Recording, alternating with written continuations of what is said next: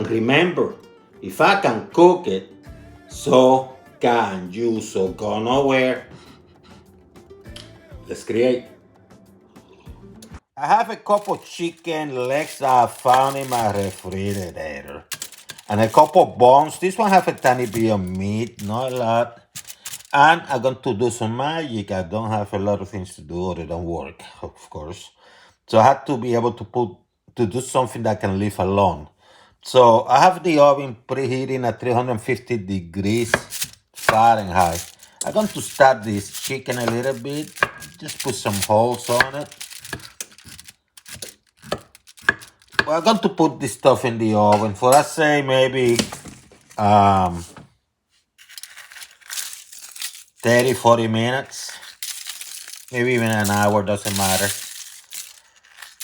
I just want to get the marrow of these bones cooked, and I want to give some flavor texture to the chicken now before I go to the next level. Let me put in the oven, 350 degrees Fahrenheit.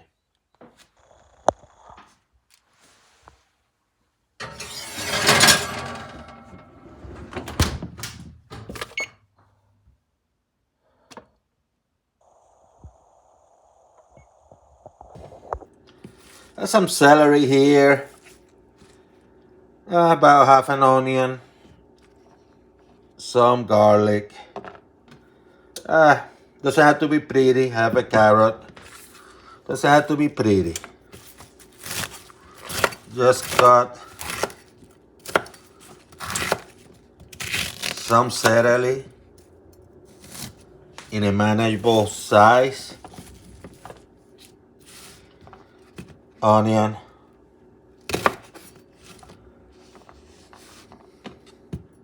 Carrots. I don't even going to peel it. Just going to cut.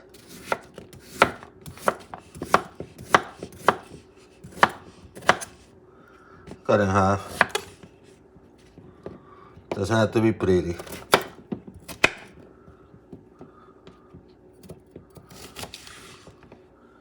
And the garlic. You don't have to do anything actually.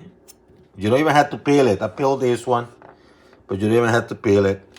Let me squash a little bit so the juices are ready. See? About 40 minutes later, I'm going to get this baby out.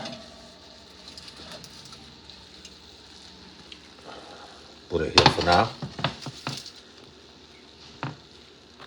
So I have a cast iron, water, about maybe 10 cups, 12, could be 8. What I want to do is start moving things around. Let me start with the meat. Look at this meat. See the marrow? Going to put it there. This is the bones, I should say. I'm starting with the bones. If it's not fully covered, I'm going to add a little bit more water. I'm going to put some chicken. And this is just for me, this is just a manageable amount for illustration purposes.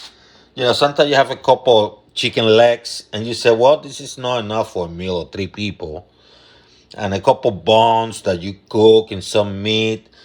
And the chicken could be a chicken that you cook and now you have leftovers. You know, that's what I put in the oven for 40 minutes to kind of simulate that they were cooked already. So let me put this here for now. And you know what?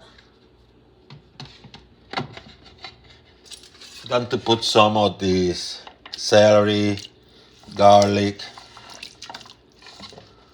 you know, no fanfare, carrots, you know. You don't have to fill up onions. You don't have to fill it completely up. Just put enough. You don't need to add this leaf stuff here, you know. You don't, because you don't want that water to be absorbed by this leafy stuff. So taking some of that leaf out, but I'm going to leave the celery part. And I'm mixing things up a little bit, right? I have medium high for now, but I'm going to eventually reduce it to medium. How long you want it here is up to you. Some people leave it 4 hours. Really. I'm not kidding you. Some people leave it 4 hours. I'm going to leave it for whatever amount. I'm doing some other work. So that keeps things rolling. And then I come back and tell you how long I left it. Doesn't have to be a marathon. It doesn't have to be a sprint. It just has to be what you want it to be. That's what about the kitchen. People sometimes want to do things and it take them 10 hours just to say it took them 10 hours. Some people do things too fast, and it has to be a balance. I'm going to put some salt on this. Some sea salt. And I'm going to let it be.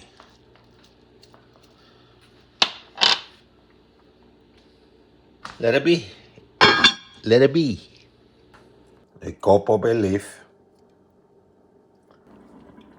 So it's been about 3.5 hours. Three and a half. Could be 4 for you. Could be 5. I don't have a lot of meat, so I kept it simple. This is what I want to show you. See how the water reduced and became a broth.